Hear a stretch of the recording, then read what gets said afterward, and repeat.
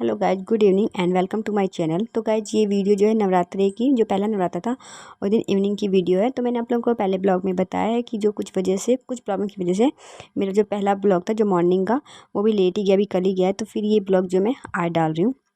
और गाइज यहाँ पे हो गया है शाम के 5 बज चुके हैं और अभी मैं आ गई थी छत पे, क्योंकि हमारा जो किचन है वो छत पे ही है। तो मैं आ गई थी बर्तन वगैरह और सफाई वगैरह करने।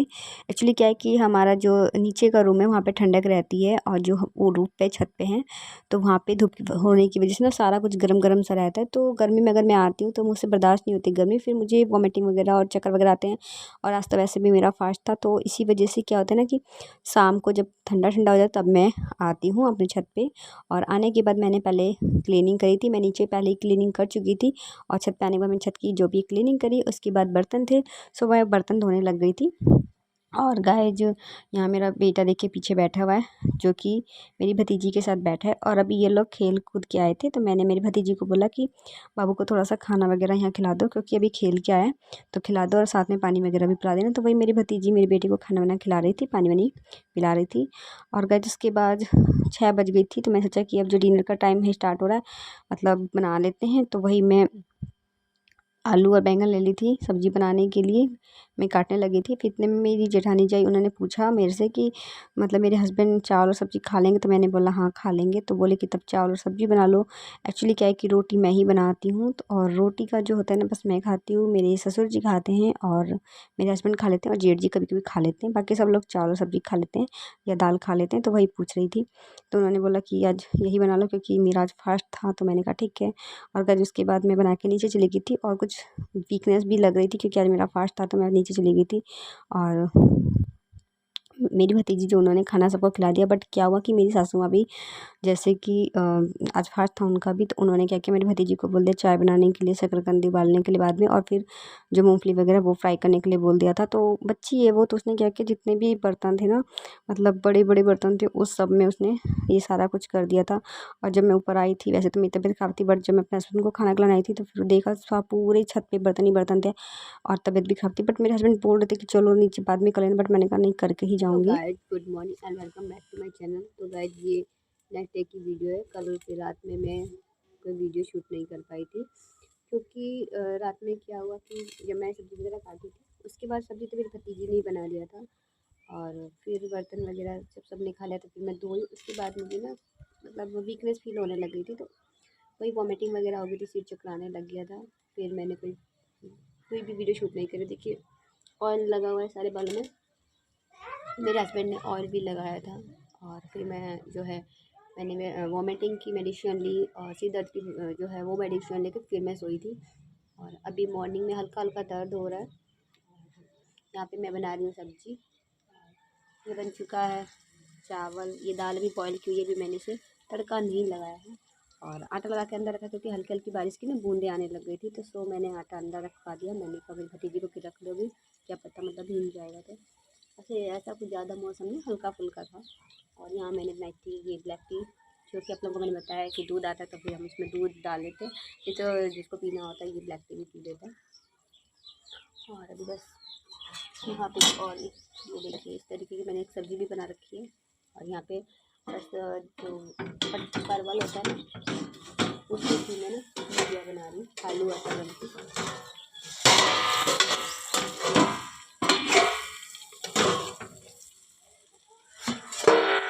मैंने बनाई आलू और परवल, हमारे यहाँ विलेज से पटवर बोलते हैं। और बेबी को तो मैंने जो है वो तैयार करके भेज दिया था मेरे हस्बैंड को, मैंने कहा घुमा लो, तो अभी वो बाहर लेके गए घुमाने के लिए। बस अभी यही सब करना है। खाना बनाने के बाद बस थोड़ी सी क्लीनिंग वगैरह करके फिर मुझे जो है पूजा पाठ करूँगी नहा धो के, और फिर मुझे फिर से जो है कि जो जल वगैरह चढ़ाना है। तो गाइस बस आज के ब्लॉग में इतना ही। प्लीज़ अगर आप लोग मेरे चैनल पे नहीं होते सब्सक्राइब कीजिएगा, मेरे जो वीडियो से लाइक कीजिएगा, जितना आप प्यार दीजिए, सपोर्ट कीजिए, मुझे अपना सपोर्ट की बहुत ज़्यादा ज़रूरत है गाइस। प्लीज़ मुझे फॉलो कीजिए।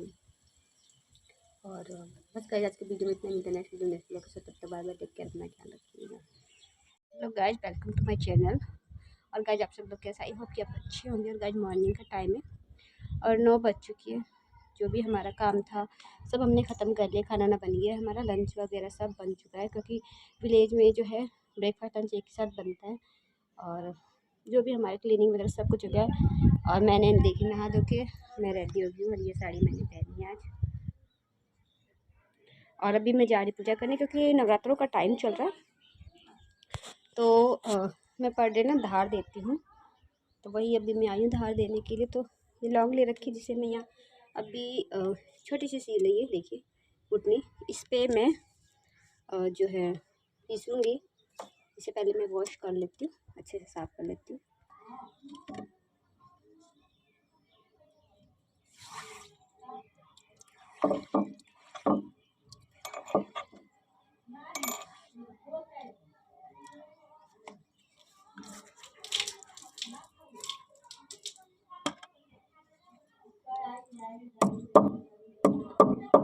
शायद इसमें तो वैसे तो और भी चीज़ें डलती है गाइस, बट फिलहाल मैं इसमें ना लौंग और जो मीठा होता है ना मिश्री वगैरह वही डालती हूँ। चलिए दे देते हैं धार। तो चलिए मैं दे देती हूँ, अभी पूजा कर लेती हूँ अपनी, मुझे पूजा करनी है।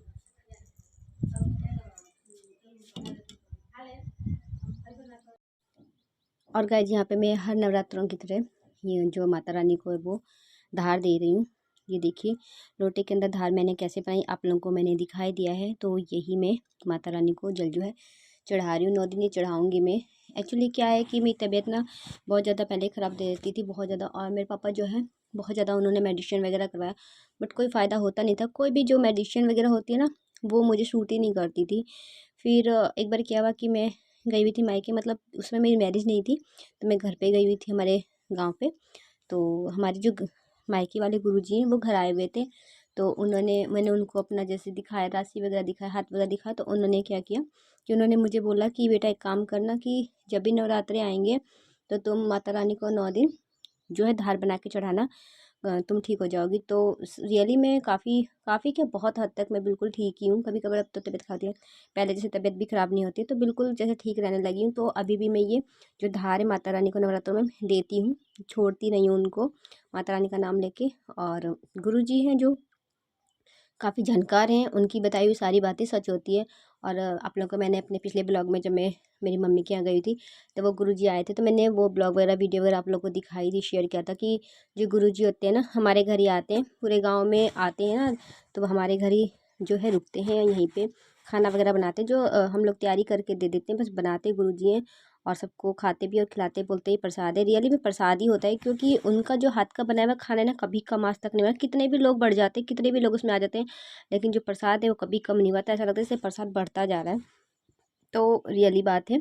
और लोग आते हैं, पूछते हैं हमसे जब गुरुजी के बारे में कि कब आएंगे गुरुजी, आएंगे तो हमें बताना है। क्योंकि उन्होंने जितने भी लोगों को बातें बताई है सारी सच हुई है। सभी लोगों की जो भी प्रॉब्लम होती है उसका निवारण कर ही देते हैं, वो बता देते हैं। वो क्या है कि कामाख्या माता को मानते हैं, तो वो बता देते हैं। तो लोग आते हैं, तो जब भी गुरुजी तो उनसे ज़रूर मिलते हैं। और गाइस यहाँ पे अब मैं जो है आ गई थी नीचे, और ये बेबी के कपड़े हैं जो कि मैं तय करने लगी हूँ। एक्चुअली क्या होता है कभी कभी कि ना जब मैं कपड़े ऊपर से धो के लाती हूँ तो नीचे अंधेरा रहता है, या मुझे अदर कोई काम रहता है, सूख जाते हैं, तो मैं नीचे ला के बेड पे ऐसे रख देती हूँ। तो वही मैं रख देती हूँ ना, तो फिर कभी कभी और क्या होता है कि जो ये रैंक वगैरह है इसमें कपड़े मैं अपने बाबू के रखती हूँ। हम लोग जो डेली रूटीन के कपड़े हैं ना, मेरे हस्बैंड के और मेरे बेटे के, मैं इसी रैंक में रखती हूँ। और कहीं आने जाने वाले कपड़े जो होते हैं वो मैं अपनी जो अलमीरा है उसके अंदर रखती हूँ।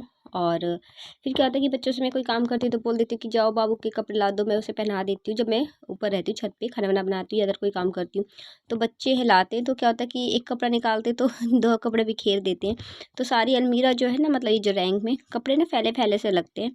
तो फिर वही मैंने सोचा कि चलो इसको सारे कपड़ों को तय कर देती हूँ अच्छे से। और फिर क्या है कि जब मैं दिल्ली से आई थी ना, तो उस समय विंटर थी, तो हल्की फुल्की रह गई थी।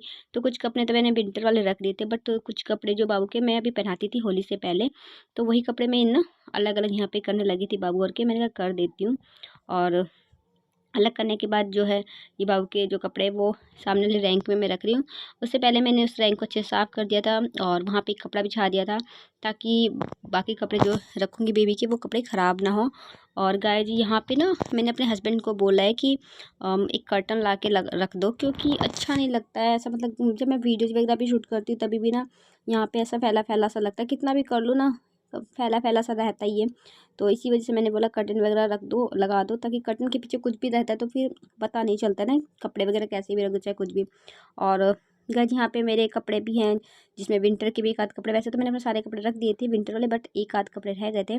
तो वही मैंने कहा मैं अपने कपड़े भी तह वगैरह कर लेती हूँ। और कल क्या था कि फास्ट था, तो मैंने कल कपड़े वगैरह भी नहीं धोए थे, वो कपड़े मैंने अलग ही रख दिए थे नीचे साइड में। मेरी एक चेयर है छोटी सी, मैं उस पर रख देती हूँ, फिर जब धोना होता है तो मैं धो देती हूँ, क्योंकि बाहर निकाल के कहाँ रखूँगी, तो मैं यहीं रख देती हूँ। और ये देखिए विंटर की है, इसे भी मैं अलग कर रही थी, स्टॉल थी इसके अंदर, ये सब मैं कपड़े अलग करती, कुछ एक रह ही जाते हैं, हल्की फुल्की ठंड थी जब मैं दिल्ली से आई थी तो वो रह गए थे, तो उन सबको भी मैं अलग कर रही थी कि रख दूँगी। और मेरी कपड़े के बीच में भी काज जो है मेरी बेबी के कपड़े रखे हुए थे, तो उनको भी मैं अलग रख रही थी। बेबी के कपड़े मैंने कहा कि उसके सारे कपड़े एक जगह रख दूँगी, ताकि पहनने में उसको पहनाने में आसानी रहेगी।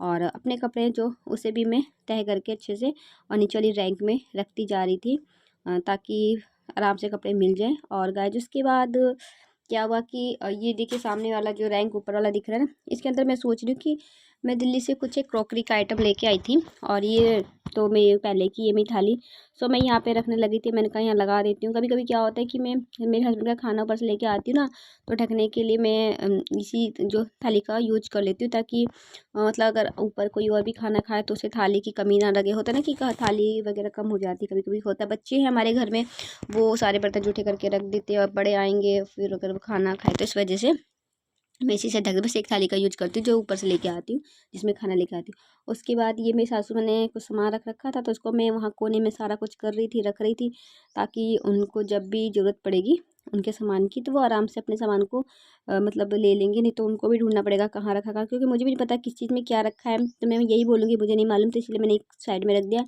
ताकि जब उनको ज़रूरत पड़ेगी तो मैं उनको बता दूँ कि उधर रखा हुआ। उसके बाद जो क्रॉकरी का आइटम था वो सब मैं यहाँ पे लगा रही थी, और वहाँ पे जो भी सामान रखे हुए थे वो मैं फ़िलहाल यहाँ पे रख रही थी। आप लोग देख रहे हैं साइड में, जब वहाँ से मैं क्रॉकरी वगैरह का आइटम अच्छे से रख दूँगी, सारा सही कर दूँगी, तब मैं ये सारे जो है यहाँ पे जो भी सामान इधर उधर रख रही हूँ उसको मैं उसकी जगह पे रख दूँगी।